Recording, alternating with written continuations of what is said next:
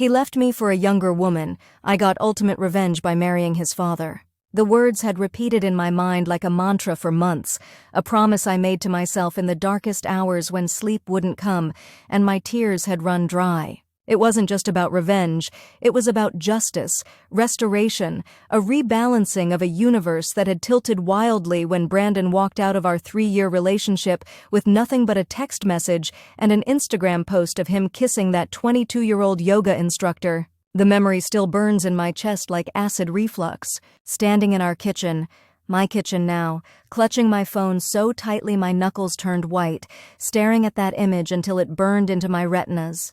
Her impossibly long legs wrapped around his waist, her glossy brown hair cascading over shoulders that had never carried the weight of real responsibility.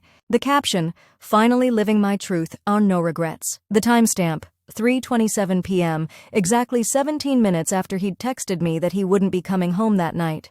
Or any night. My coffee had gone cold beside me. I remember that detail so clearly, like it was a metaphor for everything we'd built. Lukewarm, forgotten, no longer serving its purpose. The first week after was a blur of tissue boxes and wine bottles.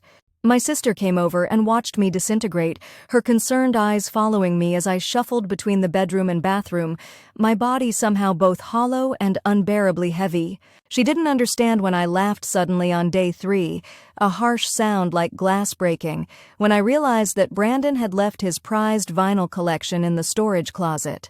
Small victories, I'd told her, watching confusion crease her forehead. I didn't tell her about the moment that followed, how I'd sat on the bathroom floor at 2 a.m., holding his electric razor in my hands, contemplating how easily I could destroy the things he loved. I didn't tell her how the cold ceramic tiles had pressed against my legs as I imagined scenarios of public humiliation, of keying messages into his car, of sending screenshots to his boss. The darkness that swirled inside me those first days frightened even me, but that darkness cleared like storm clouds making way for something colder, more calculated, something that took shape the day I ran into Richard, Brandon's father, at the grocery store 3 weeks after the breakup. I'd been standing in front of the wine selection, debating between a $12 or $8 bottle of Merlot, when I felt a presence beside me. The cologne hit me first, sandalwood and something citrusy, so different from Brandon's overwhelming cedar scent that always made me sneeze.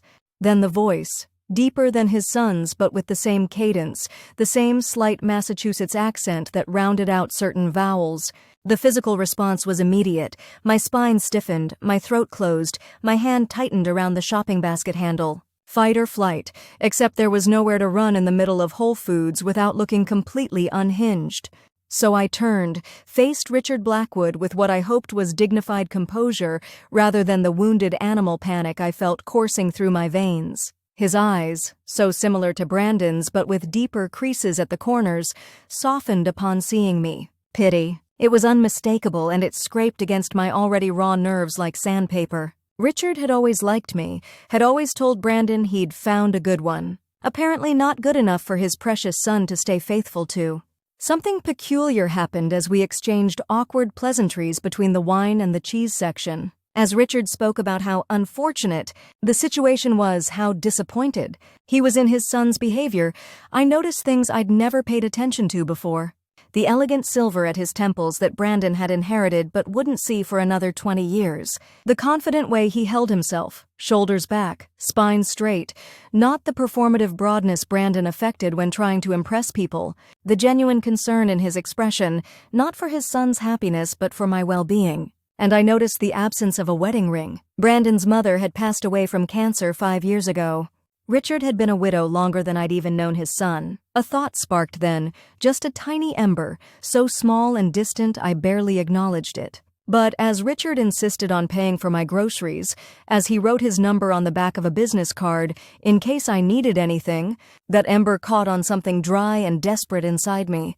By the time I unlocked my apartment door, arms laden with grocery bags Richard had carried up to the building entrance, something had fundamentally shifted in my chest. The hollow ache was still there, but beside it now sat something new.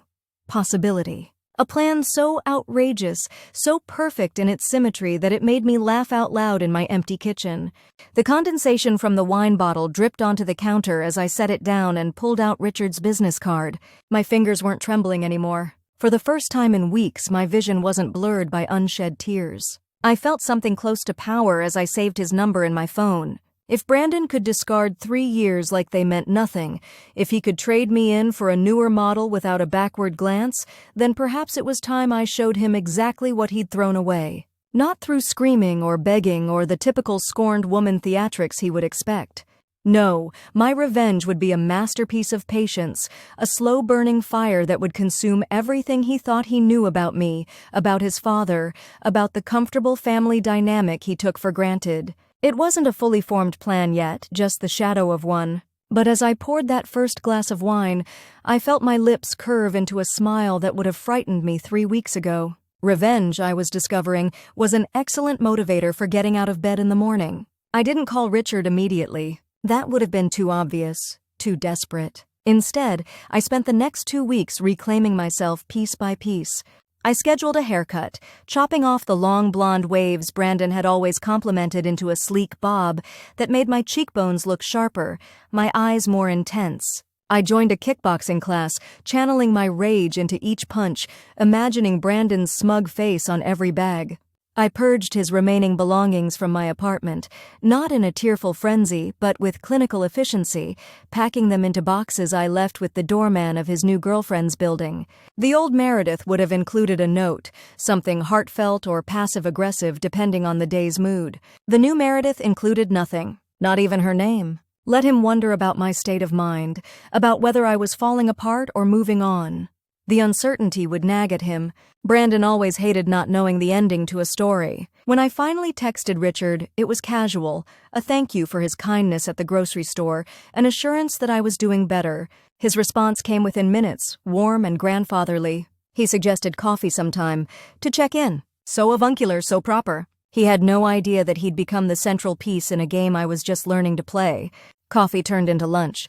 Lunch turned into gallery openings and jazz performances, shared interests that Brandon had always found boring, but that Richard, 27 years his senior, appreciated with the depth that comes from a life fully lived. I discovered that Richard was nothing like his son beyond the superficial genetics. Where Brandon was impulsive, Richard was thoughtful. Where Brandon demanded attention, Richard gave it freely.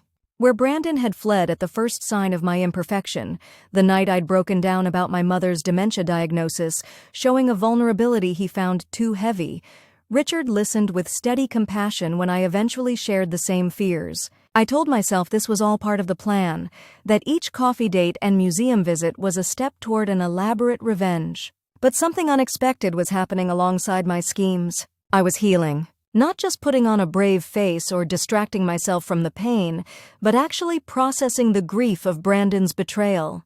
With each conversation with Richard, I understood more clearly how little Brandon had actually seen me, how our relationship had been built on my endless accommodations of his needs rather than true partnership. 3 months after that first grocery store encounter, Richard kissed me goodnight after a symphony performance.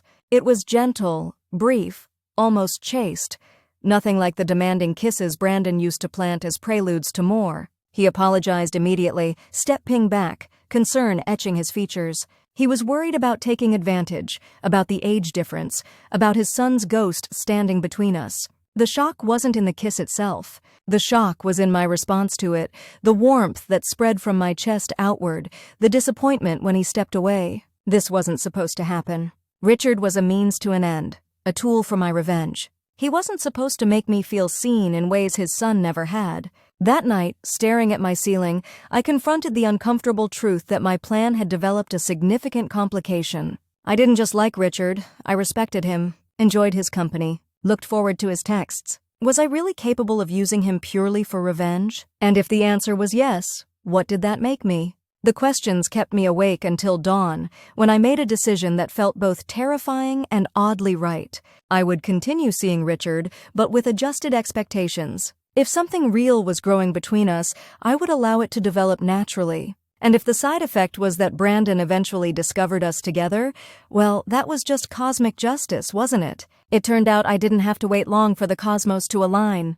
1 month later, Richard invited me to his country club's spring gala, the first official coming out of whatever was developing between us. I spent hours getting ready, choosing a midnight blue dress that highlighted my now-toned physique, a result of those kickboxing classes and the appetite that had returned with my sense of purpose. As Richard's +1, I would inevitably run into mutual friends of his and Brandon's. The thought sent equal parts dread and anticipation coursing through me. The event itself was like something from a movie. Crystal chandeliers, champagne fountains, string quartet playing in the corner. Richard's hand rested lightly at the small of my back as he introduced me to his friends, never once faltering when explaining who I was. Not my son's ex, or some vague friend, but simply Meredith, my date. The confidence in his voice made something flutter in my chest that felt dangerously close to happiness. I was at the bar waiting for our drinks when I felt it, that familiar prickling at the back of my neck that meant I was being watched. Turning slowly, champagne flute now clutched like a weapon in my hand, I locked eyes with Brandon across the room. The glass nearly slipped from my fingers. He looked exactly the same and completely different. Same wavy dark hair and broad shoulders, same slight cleft in his chin that I used to trace with my finger in quieter moments. But his face had transformed into something I barely recognized, mouth hanging slightly open, eyes wide with disbelief, color draining from his cheeks as he registered who I was with. His gaze darted between me and his father, who was now approaching with our drinks, oblivious to his son's presence. The calculations happening behind Brandon's eyes were almost visible, connecting dots, rewriting narratives, coming to conclusions that made his jaw tighten and a vein pulse in his forehead. Time seemed to slow as Richard reached me, handed me my drink, then followed my gaze to spot his son across the room. The slight stiffening of his posture was the only indication of his surprise. Unlike Brandon, Richard had mastered the art of composure in uncomfortable situations.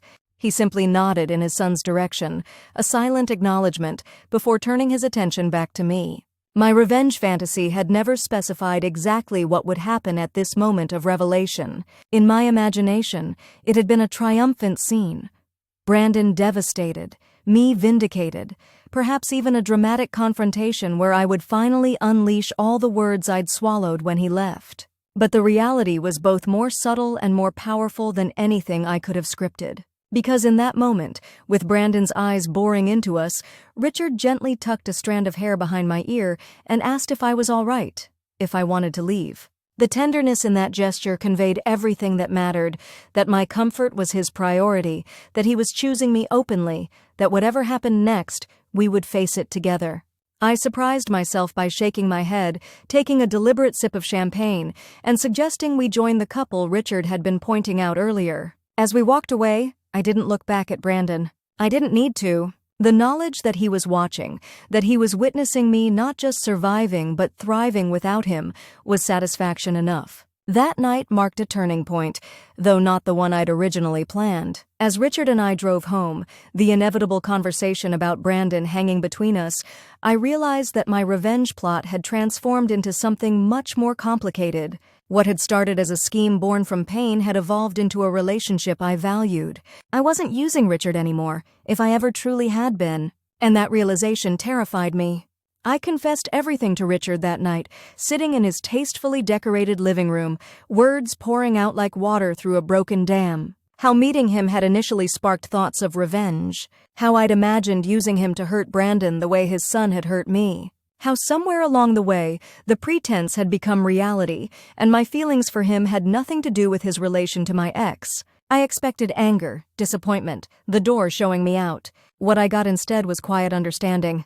Richard took my hand and told me something I'll never forget, that pain makes us consider paths we wouldn't normally walk, but it's who we become along that journey that defines us. Not the starting point, but the choices we make when faced with crossroads. He didn't condone my initial motivation, but he didn't condemn me for it either. Instead, he asked where we stood now, what I wanted moving forward. The question hung in the air between us, heavier than any I'd faced before. Because the truth was, I didn't know. I'd been so focused on the past, on settling scores, that I hadn't fully considered the future I was building. The next morning, Brandon called, then texted, then emailed, each message more desperate than the last. How could I do this to him? What kind of person dates their ex's father? Did I have any idea how this made him look? Had this been going on while we were together? The accusations escalated, revealing more about his character with each angry word. Not once did he ask if I was happy. Not once did he consider that his father was a person with his own desires and needs, not just an extension of himself. Everything was about Brandon, his feelings, his reputation, his sense of betrayal, as if he had any right to feel betrayed after what he'd done.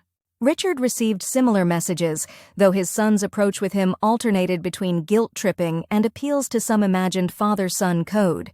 Richard shared them with me, not to hurt me, but because he believed in transparency. We were in this complicated situation together now. What followed were weeks of Brandon's escalating attempts to break us apart. He showed up at my workplace, causing such a scene that security had to escort him out.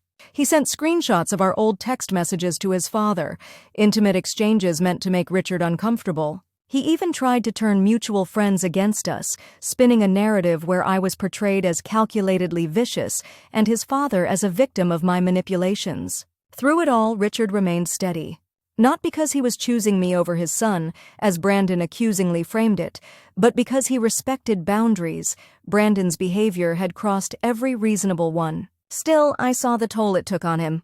The sadness that crept into his eyes when another angry message arrived, the weight that seemed to settle on his shoulders with each failed attempt to have a rational conversation with his only child.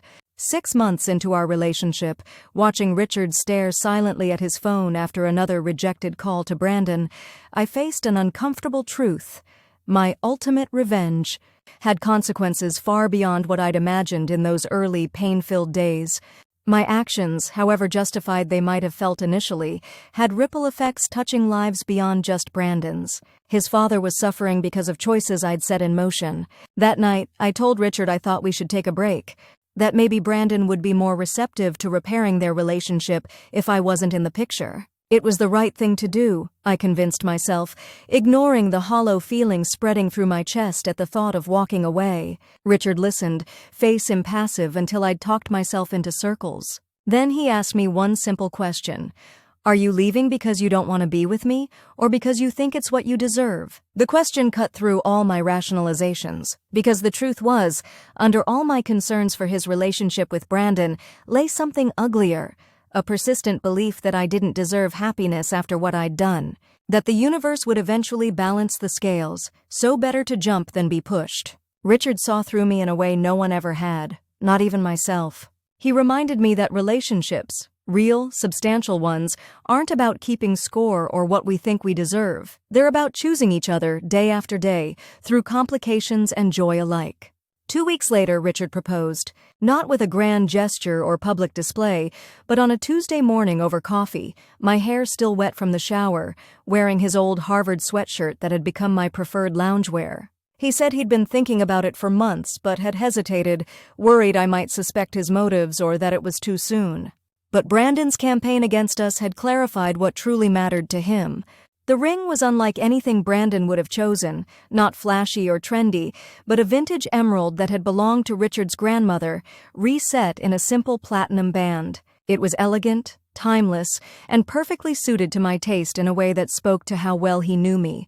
I said yes through tears that had nothing to do with my ex and everything to do with the future suddenly crystallizing before me. It wasn't about revenge anymore. It hadn't been for a long time. We decided on a small ceremony, just close friends and family. I invited my sister, who had watched me transform from broken to healing to whole again. Richard invited his brother and sister-in-law, his colleagues, the friends who had stood by him through Brandon's campaign. We didn't invite Brandon, but we didn't hide our plans either. If he found out, and he inevitably would, that was his information to process as he chose. 3 days before the wedding, he showed up at Richard's door. I was there, helping finalize seating arrangements, when the doorbell rang. Richard answered, and I heard them before I saw them. Brandon's voice, tight with emotion, asking if he could come in. Richard's measured response, neither welcoming nor rejecting. They moved to the study, door left slightly ajar whether by accident or design. I stood frozen in the dining room, unsure whether to make my presence known or to slip out quietly and give them privacy. Before I could decide, their voices carried clearly enough that leaving felt more intrusive than staying. Brandon spoke first, words tumbling out about how he'd been blindsided, how he couldn't understand how his father could do this to him, how she, never my name, always she, was obviously using him to get back at Brandon. The accusations were familiar, but delivered with less heat than before, more bewilderment than rage. Richard's response surprised me. Not with its gentleness, which I'd come to expect, but with its firmness. He told his son that while he would always love him, he wouldn't tolerate Brandon making their relationship about ownership or loyalty tests. That while he understood this situation was unconventional and difficult, Brandon needed to recognize that his choices had consequences too. That walking away from someone doesn't mean you get to control what happens to them afterward. And then he said something that made my breath catch. I'm marrying Meredith because I love her. Not to hurt you, not because she tricked me. Because at 61, I've found someone who sees me clearly and chooses me daily. If you can't be happy for us, I understand. But I need you to respect that this is my life, my choice, and it's one I'm making with complete clarity. The silence that followed seemed to stretch for hours, but was probably only seconds. Then Brandon's voice, smaller than I'd ever heard it. Does she make you happy? Happier than I thought possible at my age. Richard answered simply. Another pause, then shuffling movement. I backed away from the door, not wanting to be caught eavesdropping. Minutes later, they emerged from the study. Brandon looked worn, his usual confidence dimmed. He stopped short when he saw me, emotions flickering across his face too quickly to name. Meredith, he said, the first time he'd spoken my name in months. I nodded, not trusting my voice. He looked between his father and me, something like resignation settling in his features. I can't say I'm okay with this, but I'm going to try to understand it. It wasn't forgiveness or blessing, but it was acknowledgement, a first step. Richard walked him to the door, their conversation continuing in low tones I couldn't make out. When he returned, his eyes were tired but peaceful. He asked if he could come to the wedding. Richard told me, wrapping his arms around my waist from behind as I stared out the window, watching Brandon's retreating figure.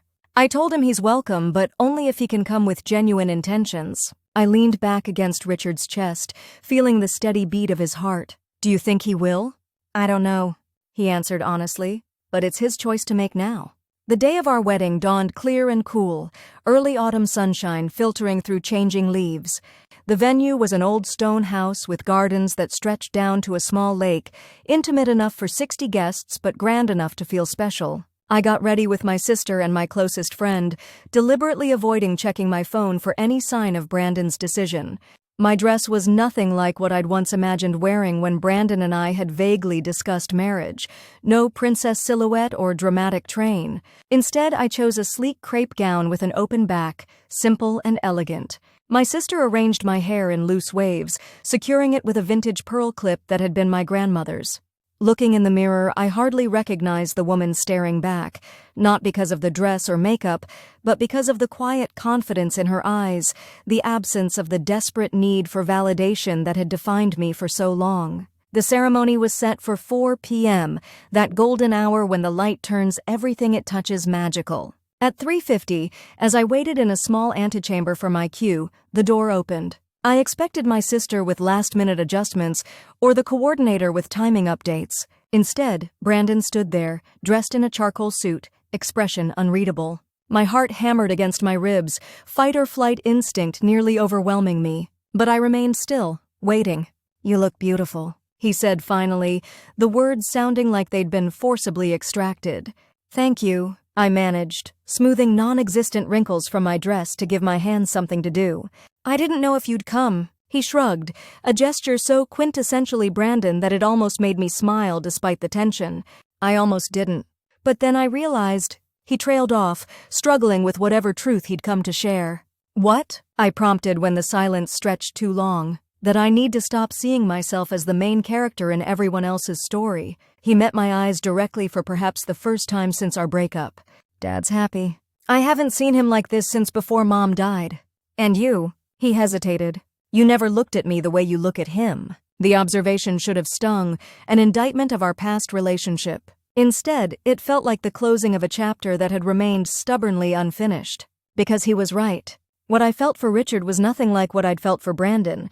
It was deeper, steadier, built on mutual respect rather than youth and convenience.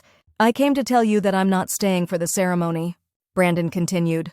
"I'm not ready for that, but I wanted you to know that I'm trying, for Dad's sake and maybe eventually for my own." It wasn't an apology for how he'd ended things between us. It wasn't an acknowledgement of the pain he'd caused. But it was something, a maturity I hadn't seen in him before, a willingness to step outside his own perspective that had been sorely lacking during our relationship. "Thank you for telling me," I said simply. "It will mean a lot to your father." Brandon nodded, already backing toward the door. "Be good to him," he said, the closest thing to a blessing I was likely to get. "I will," I promised, meaning it with every fiber of my being. After he left, my sister found me still standing in the same spot, a strange sense of peace settling over me. She asked if I was okay, concern wrinkling her forehead at finding me alone so close to the ceremony start. "I'm better than okay," I told her truthfully. "I'm ready." Walking down the aisle toward Richard, seeing his face transform with joy as our eyes met, I realized that nothing about this moment had anything to do with revenge. The journey that had brought us here, complicated and messy as it was, had led to something real, something worth protecting and nurturing. Richard took my hands in his as I reached him, his touch steady and warm. As we exchanged vows, promising to choose each other through whatever life brought our way, I thought about the woman I'd been a year ago, collapsed on her kitchen floor, plotting vengeance to fill the hollow spaces grief had carved inside her.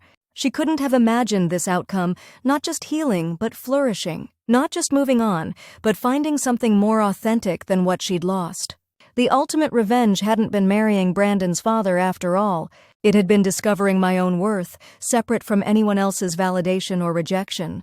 As Richard slipped the ring onto my finger, I silently thanked that broken version of myself, not for her revenge plot, which had been short-sighted and potentially harmful, but for her refusal to dissolve completely in the face of betrayal, for the spark of fight that had kept her moving forward when it would have been easier to collapse inward. At the reception, surrounded by people who genuinely cared for us, I caught a glimpse of Brandon's empty seat at his father's table. Not a victory, not anymore, but a complex absence that held the possibility of future healing. Richard followed my gaze, understanding without words where my thoughts had gone. "He'll find his way," he said quietly, squeezing my hand. "In his own time?" "I hope so," I replied, surprised to discover I meant it.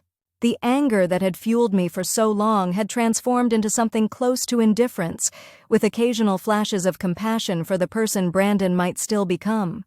Later, as we swayed on the dance floor, Richard's arms around me solid and secure, I reflected on the strange, winding path that had led us here. If someone had told me on that horrible day of discovery that Brandon's betrayal would eventually lead me to the healthiest, most honest relationship of my life, I would have laughed in their face or thrown something at them. Yet here we were, not because of my schemes or his rescue, but because amid the wreckage of what was broken, we'd both recognized something worth building. My so-called ultimate revenge had turned out to be the ultimate gift, not just to spite Brandon, but the gift of discovering what real partnership felt like. As the night drew to a close, as we prepared to leave for our honeymoon on the Amalfi Coast, I caught my reflection in a window and barely recognized myself. Not because I'd changed so dramatically on the outside, but because the woman looking back at me stood differently, shoulders back, gaze direct, no longer contorting herself to fit someone else's expectations.